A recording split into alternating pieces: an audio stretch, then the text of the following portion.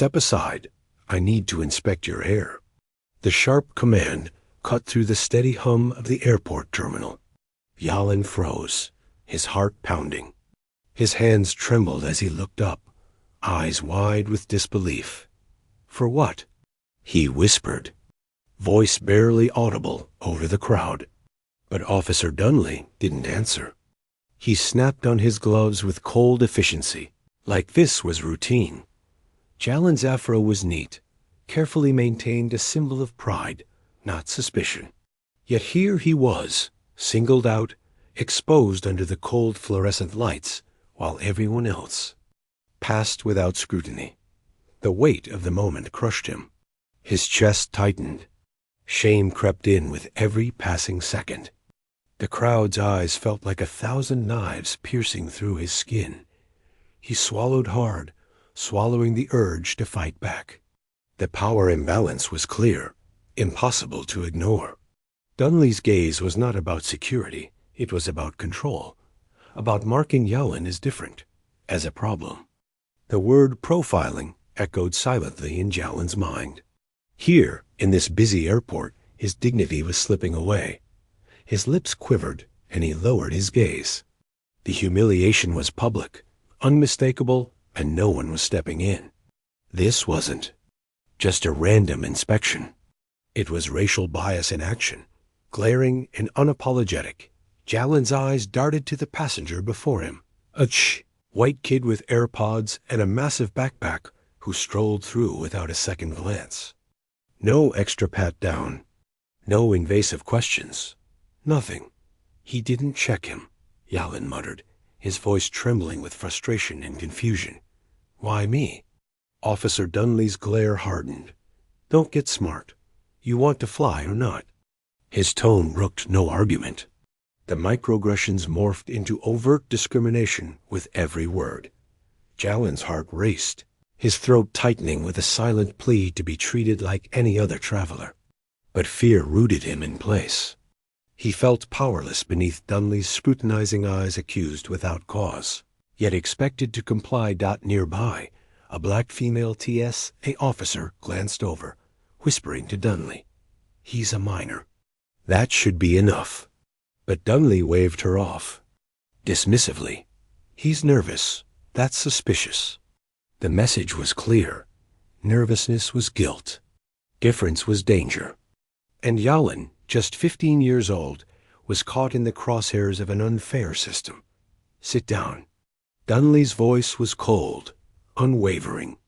Yalin obeyed, sinking onto a small plastic stool, feeling the eyes of the crowd pierce his back. This was no longer just a search. It was a spectacle, public and humiliating. Dunley's gloved hands moved deliberately, sifting through Jalen's hair as if it were a crime scene. Each touch was invasive, stripping away more than just privacy. Jalen's cheeks burned with embarrassment, hot tears threatening to spill. The sterile terminal had become a courtroom where he was judged not for any action, but for the color of his skin and the texture of his hair. Around him, murmurs stirred, a mixture of shock, discomfort, and helplessness. Yet no one stepped forward to stop it. The vulnerability was suffocating. Jalen's breathing hitched. The plastic stool felt more like a throne of shame, the weight of injustice settling heavily on his shoulders. Every moment stretched, slow and unbearable, as Dunley's hands continued their search, turning this airport checkpoint into a place of degradation. A sharp voice broke through the tense silence. "This is disgusting. You can't do that to a child." Heads turned to see a woman nearby, her face flushed with anger and disbelief.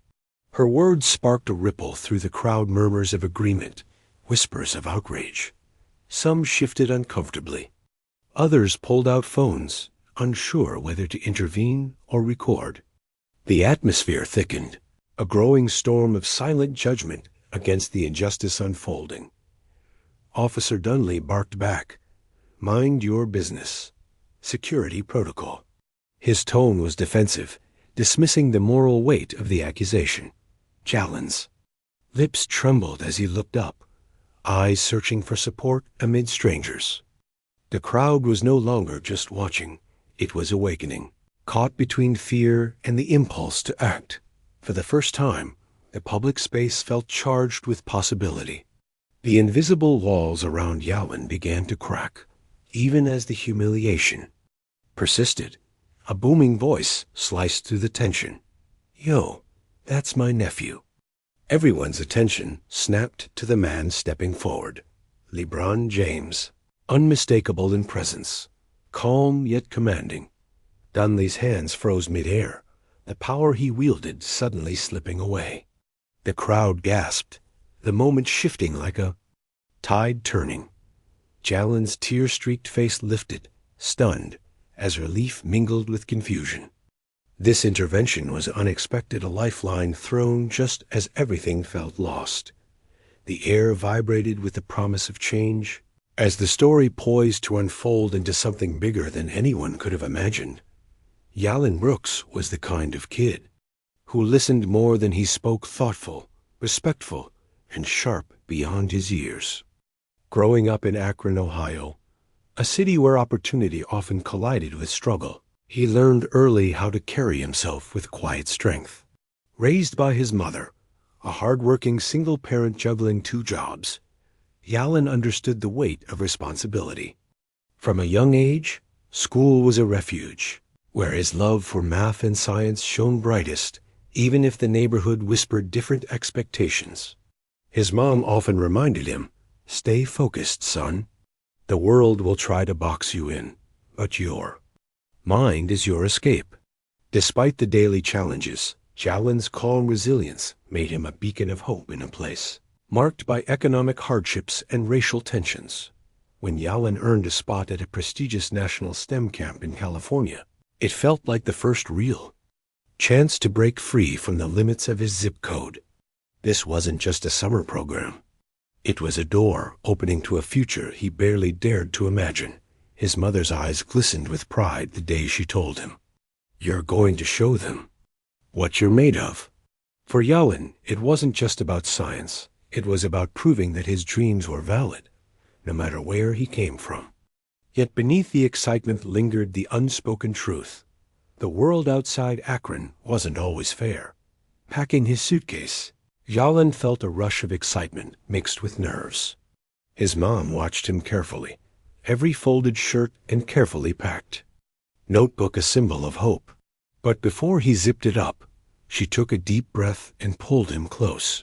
"Remember, baby," she said softly, "this world won't always see talent or hard work. They'll see the color first.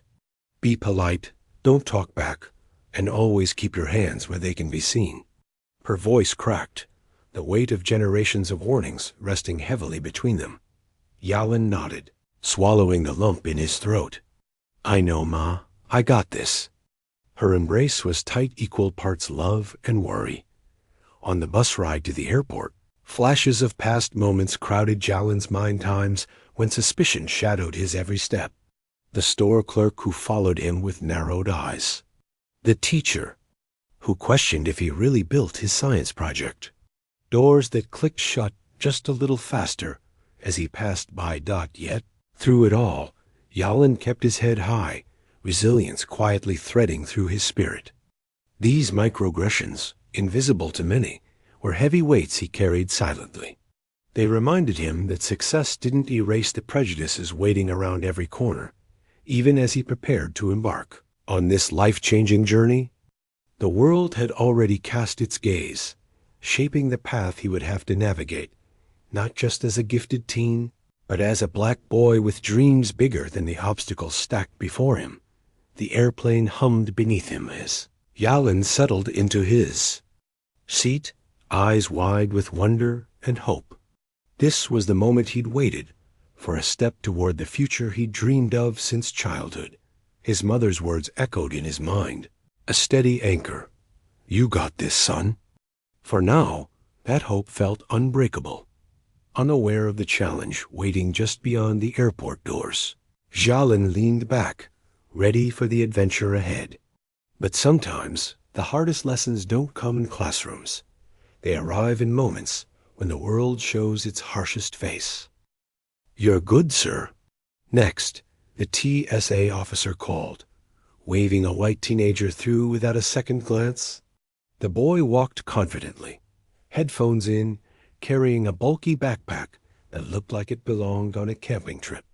Jalen watched, hands clenched at his sides as the contrast hit him hard.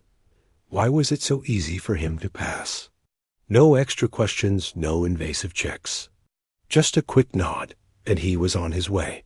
Jalen's heart tightened. This wasn't about security anymore. It was something else, something deeper. He swallowed the rising knot in his throat, trying to steady his breath. Why me? That silent question echoed as he stepped forward, the weight of unfairness pressing down heavier than any bag or scanner. Remove your hoodie, shoes, and belt, Officer Dunley instructed sharply, eyes locked on Jalen as if expecting something to hide beneath. His voice carried no warmth, only suspicion. Jalen obeyed quietly, his fingers trembling as he pulled off his sweatshirt and untied his shoes. Each command felt like another layer, stripped away not just of clothing, but of dignity. He glanced at Dunley's face, unmoved, resolute, almost cold. The waiting line behind him grew impatient, but Jalen stayed silent, biting his lip to hold. Back the flood of emotions swirling inside. His heartbeat thundered in his ears. Every step forward felt heavier, the invisible weight of judgment pulling tighter with every item removed. A black TSA officer nearby stepped forward, her voice calm but firm. He's a minor, that's enough. Dunley waved her off without a glance. He's acting nervous. Her eyes flickered with frustration, but she didn't push further. Around them, silence settled like a fog. Jalen noticed the conflict, quiet resistance drowned by authority. He felt small, caught in a system that dismissed concern and fed on power. The Allies' reluctance only made the situation feel more isolating. If even those who understood were silenced, what chance did he have? Jalen stepped through the body scanner, hoping the ordeal was over. But before he could move away, Dunley called him back. "Step aside," he ordered. Confusion and anxiety churned inside Jalen. Twice singled out, twice questioned. His stomach twisted as he realized the scrutiny wasn't about safety. It was about suspicion rooted in something else entirely. Dunley's eyes never left him, cold and unyielding as Jalen obeyed, his hope shrinking with every second. "We're going to need to inspect your hair," Dunley said, stepping closer. Jalen froze. "Why?" he whispered, voice barely steady. "Could be hiding something."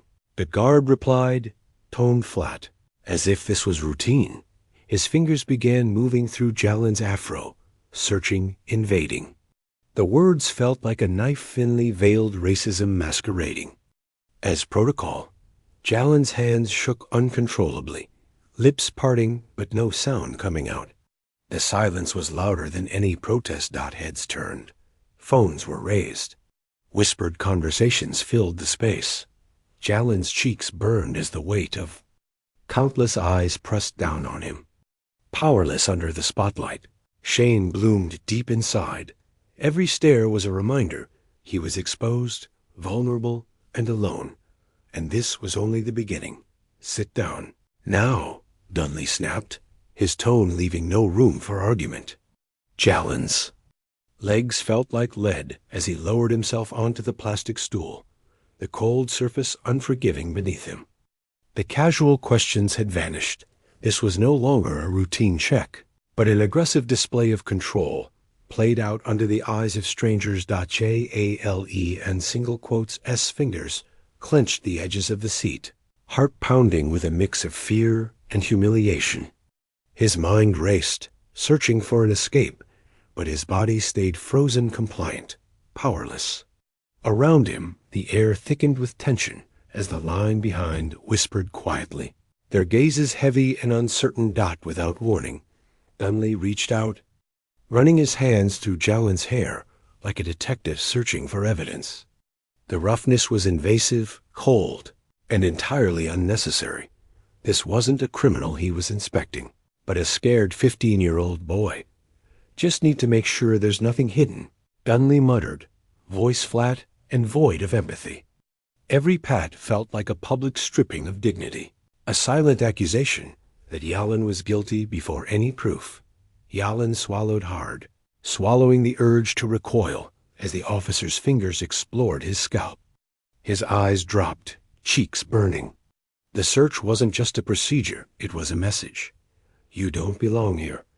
A hush fell over the crowd. Phones were drawn, fingers hovering uncertainly above screens, capturing a moment no one knew how to interrupt. Faces twisted with discomfort, some casting furtive glances, others holding their breath in silent disbelief. Whispers flickered like spark shock, rippling through bystanders unsure whether to step forward or stay back. The energy in the room thickened, heavy with the unspoken question. How had it come to this? A woman stepped forward, voice trembling but resolute. You're embarrassing a child. You're doing this because he's black. Her words sliced through the silence, raw and unapologetic. The weight of truth hung between her and Dunley, the crowd holding its collective breath as a crack appeared in the officer's armor. For a moment, the unspoken reality racial injustice hidden beneath security was spoken aloud, unmasking. The ugly truth many had avoided. Mind your business, Dunley marked, eyes flashing coldly. Security protocol. The excuse sounded hollow, a shield against accountability. The woman's defiance was met with dismissal as the officer doubled down on his unchecked power. The crowd recoiled slightly, tension snapping taut.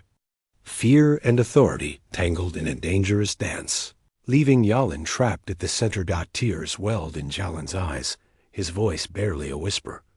Please stop, please.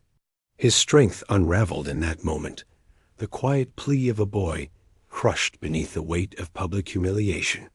His hands trembled uncontrollably, throat tight with unshed sobs. The world around him faded, replaced by the raw ache of betrayal and helplessness. Nearby, a young Latino officer shifted uncomfortably, eyes flickering with conflict, but lips sealed tight. He watched, unable or unwilling to intervene. The silence of those who understood yet remained still was louder than any words. Complicity seeped into the room, a quiet betrayal that deepened the wound. Yalin felt it all isolated, not just by Dunley's cruelty, but by the silence surrounding him. Murmurs floated through the air. They'd never do this to a white kid. Someone stop this. Truth echoed in hushed voices, powerless without action. The crowd's awareness didn't translate to courage. Fear chained their feet. Jalen sat, the center of a storm that no one dared to calm. His spirit cracked, the humiliation threatening to swallow him whole. The fragile thread holding Yalin together frayed, teetering on collapse. Every second stretched endlessly, a painful countdown between suffering and salvation. Then, through the murmurs and the weight of despair, a presence cut through the tension. Lebron. James stepped forward, calm but commanding, changing everything in an instant. Don't sir me. Lebron's voice landed like a punch, controlled, but full of fire. His towering presence made Officer Dunley freeze, the illusion of authority cracking. I was just following. You publicly searched the kids. Hair? Lebron cut him off, stepping closer. You stood over a 15-year-old and dug through his afro like he's hiding something in there? Dunley straightened his stance, trying to reclaim ground. It was a standard search. He matched. A profile. Yeah? What profile is that? Lebron's tone sharpened. Black? Quiet? Wearing sneakers? That's your standard now? Behind them, the terminal buzzed with rising voices, cell phones held higher. Lebron's intensity wasn't just about Yalin.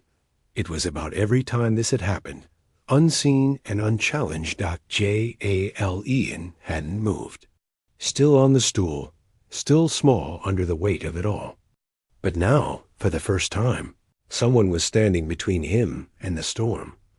"Show me the TSA manual that says search a child's afro in public," Lebron said, folding his arms. Dunley opened his mouth, but nothing came out. "I'll wait." Lebron added, voice low but commanding, "Because if it exists, I want to read it." People in the crowd murmured. Camera zoomed in. Someone muttered, "He's got him cornered." Dunley's hands fidgeted, the badge on his chest no longer, offering protection. This wasn't just a public shaming. It was a demand for policy to explain injustice. And just like that, the power shifted. Lebron crouched next to Yalin and placed a hand on his shoulder. "You okay, nephew?" Yalin tried to nod, but the tears spoke louder. His chest hitched. He couldn't get the words out. Lebron pulled him in firm, protective, real. "It's all right." "You didn't do anything wrong," he whispered. "They did." Yalin clung to that moment, letting the mask slip. The strong front, the forced calm, all of it broke under the safety of that embrace. For a second, the world faded. It wasn't about cameras or confrontation. It was about a kid finally being seen, not judged. A voice in the crowd gasped, "That's LeBron James." People pressed forward, phones raised like shields of truth. "That's his nephew? Is this really happening?" The atmosphere shifted, curiosity giving way to outrage. If someone that powerful had to fight to be heard, what hope did the rest have? Click, flash, upload. The crowd became part of the story. LeBron stood and turned to face the bystanders. "This is what profiling looks like," he said loud enough for the room and the internet to hear. "You treat a kid like a criminal because he's black, because of how his hair grows." He didn't yell. He didn't need to. The truth in his voice cut deeper than volume ever could. This happens every day. Just not always with someone filming. Not always with someone famous standing nearby. A beat of silence. Then phones lifted again, recording something bigger than a moment. This was a message. The younger Latino officer stepped forward, clearing his throat. "We told Dunley he was over the line," he said, voice unsteady but firm. This wasn't protocol." All eyes snapped to him. It was the first crack from within. LeBron nodded slowly, acknowledging the courage. "Then say that louder. Don't just stand there next time." It wasn't just about Dunley anymore. It was about everyone who stayed silent. 2 TSA supervisors rushed in, eyes darting, ears filled with phone recordings already live on Twitter. "We need a supervisor," LeBron repeated calmly, locking eyes with them. Now, one of them gestured to Dunley, the other toward the terminal's private office. The cleanup had begun by the time Yalin stood. Hashtags were trending. Hashtag hands off his hair. Hashtag LeBron's nephew.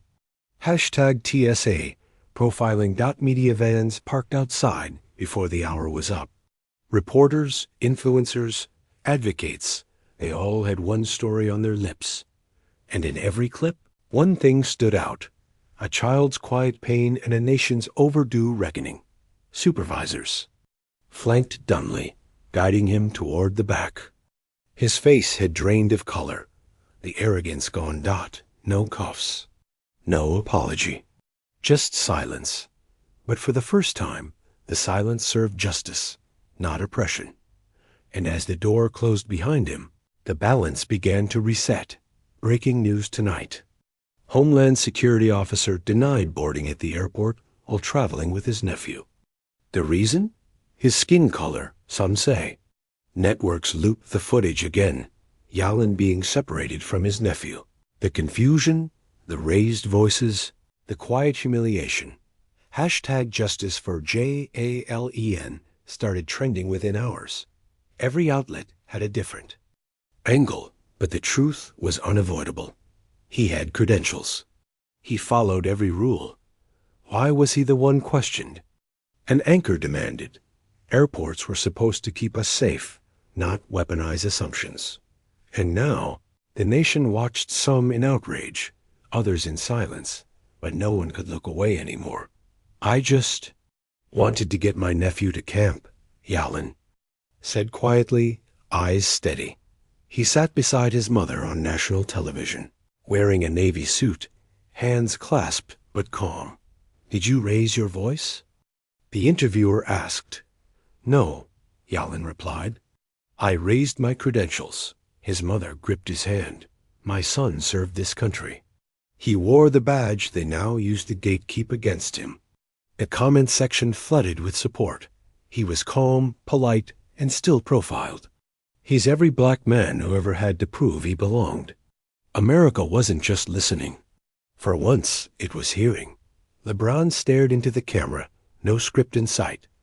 I don't know Yalin personally, but I know what it feels like to be black, credentialed, and still questioned.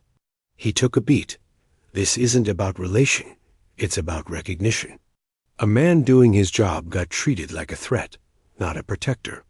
And we're tired. Millions watched. Millions shared.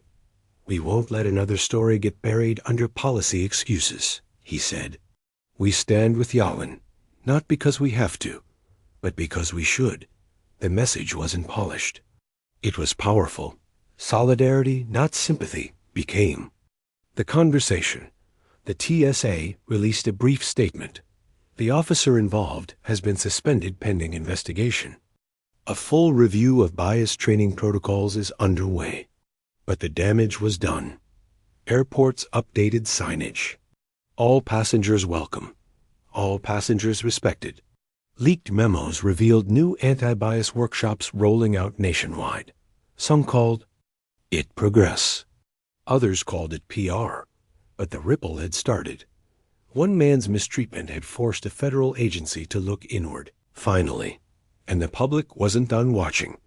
Please welcome our guest speaker, Yalin Turner. The applause echoed louder than he expected. Rows of bright-eyed kids looked up at him, not with pity, but with pride. I didn't come back because of what happened, he began. I came back because of what comes next. He spoke not as someone who had been broken, but someone who had rebuilt. And the kids? They believed him. Months passed, but the echo remained. Not just a hashtag, not just a headline, a movement born from dignity, not rage. Because when injustice meets courage, it doesn't end in apology. It begins in change.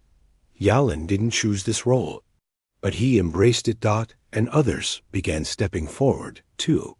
Why? Are you even here? The teacher sneered. Darius froze. The room went silent. You don't belong in honors. And nobody said a word. He stared at his hands, unsure whether to speak or disappear. I earned my place, he muttered. Laughter followed. Another student whispered, They always think that. That night, Darius sat with his mother. I tried, Ma. Her eyes welled up. They don't see your brilliance, she said. But you do. The next morning, Darius walked in early. Head high, face calm, voice steady. I'm staying. Nobody clapped. Nobody smiled. But one girl nodded, quietly, definitely. He nodded back,